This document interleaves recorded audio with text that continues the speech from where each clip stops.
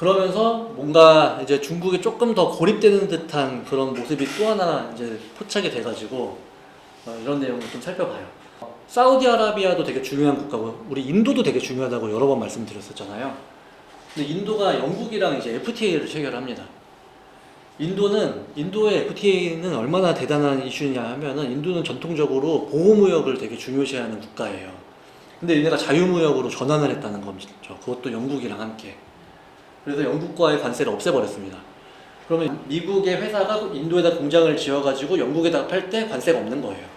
그러면 더 교류가 왕성해지겠죠. 동시에 영국이랑 미국도 경제 번영 협정이라는 걸 했어요. 그래서 미국이랑 뭐 왔다 갔다 하는데 관세 없이 하겠다. 근데 정확히 말하면 10% 정도는 이제 남은 걸로 알고 있는데 이런 이제 협의를 통해 가지고 인도와 영국이 협의를 하고 미국과 영국이 협의를 하고 동시에 지금 영국이 또 EU랑 또 협의를 하고 있거든요. EU에 영국이 나왔잖아요. 근데 이렇게 되면은 인도에서 만든 게 영국 통해 EU로 들어갈 수도 있고 미국에서 만든 거 영국 통해 EU로 들어갈 수 있어요. 그래서 아마도 영국이 새로운 어떤 무역의 중심이 될 수도 있지 않겠느냐라고 저는 전망을 하고 있고 그걸 뺏기지 않으려면 EU는 미국과 인도와 또 협상을 해야겠죠. 이런 상황에서 미국과 중국이 그 스위스에서 관세 협상을 하기 전에 느닷없이 이게 터졌어요. 혹시 뭐 보셨는지 모르겠지만 우리 그 5월 초에 연휴가 있었을 때 전쟁이 벌어졌습니다. 인도랑 파키스탄이. 여기도 뭐 영원한 낭숙이에요. 이 전쟁을 결국 미국 주도하에 종료를 시켰죠. 근데 얘네들 전쟁하는 이유 딱 하나예요. 종교적인 갈등이 심합니다. 인도 힌두교, 여기 이슬람. 근데 얘네들 수니파. 그러면 원래 사우디랑 관계가 좋아야 되잖아요. 사우디랑 관계가 좋아야 되면 미국과도 관계가 좋아야 되는데 지금 과거에 미국이랑 관계가 좋았었거든요. 근데 지금은 중국이랑 관계가 좋아요. 근데 이게 지금 끊어졌다고 저는 보고 있어요. 근데 그렇게 보고 있는 이유가 이겁니다. 파키스탄이 중국의 1대1로 프로젝트에 속해 있는 국가고 중국으로부터 대규모 투자도 받고 자기네들 돈 끌어다가 막 여러 가지 공사도 하고 막 지어놨는데 이제 돈이 없는 거예요. 돈이 없는 상태에서 중국이 돈을 더 줘야 되는데 중국이 지금 내 코가 석자라서 돈을 못 주니까 결국엔 IMF 구제금융 신청을 했습니다. 근데 IMF 우리 이제 계속 공부해서 다 아시겠지만 누가 최대 주주입니까? 미국이에요. IMF 사실상 미국이라고 보시면 돼요. 미국 플러스 미국의 우방 국가들이 다 지분을 가지고 있기 때문에 보시면 되는데 IMF가 구제금융을 할 때는 항상 그 독재국가에는 안 합니다. 독재국가에 안 하고 당이 그래서 한 2개가 있어야 되나 아마 그럴 거예요. 뭐 그런 조건들이 막 있어요. 그래서 아마도 파키스탄이 그런 딜을 통해 가지고 자본이 들어갔고 중국으로부터의 자금 수혜를 못 받은 파키스탄은 이제 중국과는 조금 멀어지지 않겠느냐라고 조심스럽게 이제 전망을 해보고요. 실제로 파키스탄과 인도는 트럼프 때문에 끝난 건 아니야 라고 얘기는 하긴 했어요. 근데 트럼프는 뭐 결국엔 자기가 중재했다 이렇게 지금 밝혔죠. 근데 어쨌든 이게 왜 중요하냐, 우리 이거 지도 정말 많이 봤잖아요. 중국이 지금 유럽 쪽으로 보내는 무역 항로를 유라시아 노선, 중앙아시아 노선, 해상 노선 3개를 만들고 있는데 유라시아 노선을 우크라이나에서 잘렸어요. 그래서 이제 못 갑니다. 여기도 계속 이슈가 됐던 게 그래서 터키나 이란을 지금 미국 입장에서 잡아야 되는데 이란은 못 잡고 터키가 시리아 내전 끝나면서 시리아에 대한 통치권을 아마도 터키한테 줄 것 같다. 그러면 터키가 이 부분에서 얘네들 항상 중립 외교를 펼치는 국가인데 당분간은 친미 쪽으로 갈 것 같다. 그럼 이것도 이제 막힌다고 보면 돼요.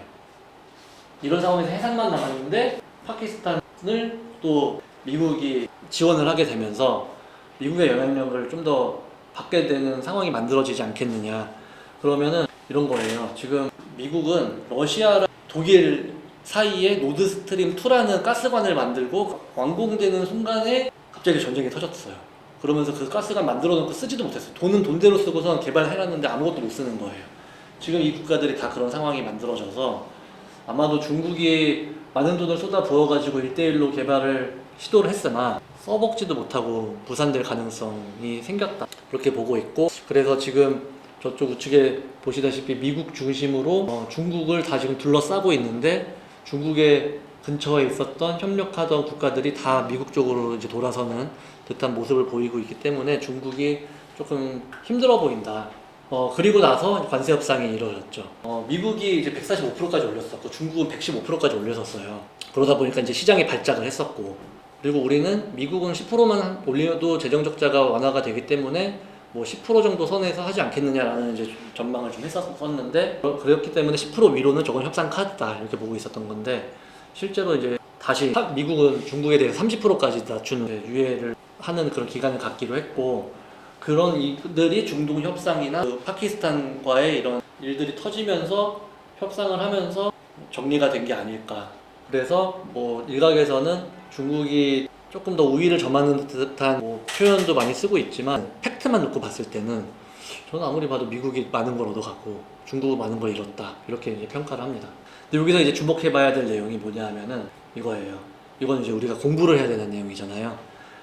145% 됐을 때가 제가 생각하는 증시 바닥이라고 이제 말씀을 드렸었는데, 145%가 바닥이라고 생각했던 이유는 그냥 딱 하나예요.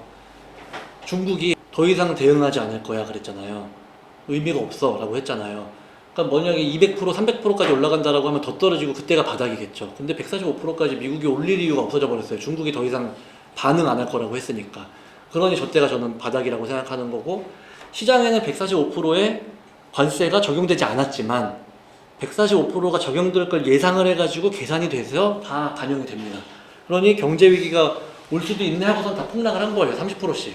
근데 어떻게 돼요? 이거 관세율이 낮아지는 만큼 다시 회복할 거라고 말씀드렸었잖아요. 50% 할 줄 알았는데 10%만 하면 이건 올라가는 거예요. 145% 할 줄 알았는데 30%만 하겠다고 하니까 바로 다 회복을 했죠. 그래서 이게 결과를 보고서 움직이는 게 아니라 시장의 예상치를 보고서 움직이는 거기 때문에 여러분들은 숫자에 조금 더 집중을 해주시면 좋습니다. 그래서 관세를 매기는 게 중요한 게 아니라 관세를 그래서 얼마 매기는 거냐가 중요하다.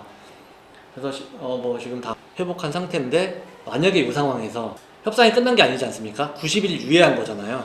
90일 유예를 하고 나서 90일이 되는 시점에 뭔가 원하는 게 안 이루어졌어. 그래가지고 다시 145% 해야겠네? 그럼 어떻게 되겠어요? 다시 그렇게 되는 거예요. 그렇게 생각을 하고 계시면 됩니다. 그래서 우리가 신문 봐가면서 시장에 관세 우려가 는 상황이 생긴다고 하면은 단기 투자하는 입장에, 장기 투자야 뭐 크게 신경 안 써줘도 되는데 단기 투자하는 입장에서 빨리 나와야죠. 이런 시장의 그동안의 경험을 통해 가지고 예상을 해보면 그 90일 되는 그 시점으로부터 한 열흘 전부터는 아마 관세 연장 안 되는 거에 대한 우려감을 표명하는 기사들이 쏟아져 나올 거예요. 폭락까지는 모르겠지만 조정이 있을 겁니다. 그런 게 또 시장에서 막 우려가 만들어지면서 뭐 협상이 또 되고, 협상 되고 나면 또 올라가고. 근데 뭐 한간에는 그거 의도적으로 내는 기사다라는 그런 뭐 음모론들도 있긴 한데, 뭐 제가 그 진실은 잘 모르겠고. 그래서 어쨌든 시장은 항상 그렇게 움직이니까 그런 내용들을 여러분들께서 잘 인지를 하고 대응을 하시면 좋을 것 같습니다. 자, 마지막으로 이제 국내 대선에 대한 점검이에요. 정치를 모르고서는 경제를 논할 수가 없어서 중요한데, 경제를 이끌어가는 주체들이 또 정치인들이고 그들이 정책을 내다 보니까 이걸 우리가 모르고 가서는 안 됩니다. 그래서 뭐 어쨌든 계엄 이후에 뭐 여러 가지 일들을 거쳐가지고 탄핵이 됐고 6월 3일에 이제 대선이 있는데, 뭐 우여곡절 끝에 뭐 그 뒤에 뭐 새벽에 뭐 국민의힘에서 어떻게 하려고 막 난리를 치고 난리법석 치고 결국엔 이제 김문수 후보가 후보로 결정이 됐고, 반면에 이제 민주당은 그냥 압도적으로 이제 이재명 후보가 후보로서 결정이 됐는데, 5월 18일에 대선 토론회가 있었거든요. 후보 혹시 보셨나요? 이제 23일, 27일에 또 있습니다. 한 번씩 보시다 보면은 이거 직접 보는 게 저희가 생각했을 때 제일 좋은 것 같아요. 다 자기네들한테 유리하게 편집해서 올리기 때문에 그 정확한 판단을 하기가 좀 어렵습니다. 직접 보시는 게 제일 좋고, 저는 1차 봤는데 그냥 투자나 이제 경영이나 뭐 사업하는 관점에서 보면은 결국에는 누가 되는지는 내가 결정할 수 있는 게 아니지 않습니까? 그럼 누가 되는지에 따라서 각각의 정책을 미리 알고 있으면 시나리오를 세워놓고 그 사람이 됐을 때 그 방향으로 가면 되잖아요. 그래서 뭐 결국에는 다 나라 잘 되게 하겠다 뭐 이런 정책이니까 한 번씩 보시면 될 것 같고, 굳이 나눠가지고 좀 요약을 해보면은 이재명은 AI 예산 선진국 이상으로 확대해가지고 AI 뭐 하겠다 이렇게 발표를 하고 있고, 에너지 정책에 있어서 태양광이나 풍력을 비롯해서 이제 친환경 에너지 정책으로 가겠다 이렇게 얘기를 하고 있어요. 그리고 김문수는 똑같이 AI로 가는데 우리는 원전으로 가겠다 이렇게 얘기를 하고 있고, 요거 가지고선 조금 갑론을박이 있었습니다. 그래서 친환경 얘기를 했는데 이재명 원전을 안 하겠다고 한 건 또 아니에요. 그래서 원전을 그렇다고 대놓고서 막 하겠다고 한 것도 아니고, 근데 이 기조를 잘 알고 있는 사람은 이재명이 무슨 얘기를 하는지 아마 이해를 했을 겁니다. 아니 글로벌 기조가 그 친환경 에너지로 가는데 그 안에 지금 당장에 원전과 LNG가 필요해. 그래서 일시적으로 넣어놨어. 그러니까 우리도 그 기조에 맞춰서 말은 그렇게 안 했지만 그렇게 생각하고 말했을 거라고 생각을 해요. 근데 이제 이쪽에서는 또 트집을 잡으면서 뭐 원전 어쩌고 이런 것들이 왔다 갔다 하는데, 그러면 결론만 놓고 보면 이재명 원전 하겠다는 거거든요. 그러니 이제 수혜 산업에 당연히 이제 원전이 포함된다고 보면 되고, 김문수 여기는 대놓고서 이제 하겠다고 했고, 이준석은 생뚱맞게 이제 뭐 다시 우리나라도 리쇼어링 하겠다. 해외로 지금 나와 있는 기업들을 다 한국으로 데리고 오겠다. 지금 이런 정책을 내놨어요. 할 수 있을지 없을지는 모르겠지만 뭐 어찌됐건 다른 후보들과의 차별화를 두기 위해서 한 거라고 저는 생각을 하는데 그렇게 하겠답니다. 자, 이거 우리 많이 보셨잖아요. 바이든, 트럼프 때. 그러면 뭐 하면 됩니까? 투자 입장에서는 그냥 이것만 찾으면 돼요. 누가 되든 빨리 됐으면 좋겠고, 빨리 되기 전에는 저의 관심은 그냥 여기에만 있어요.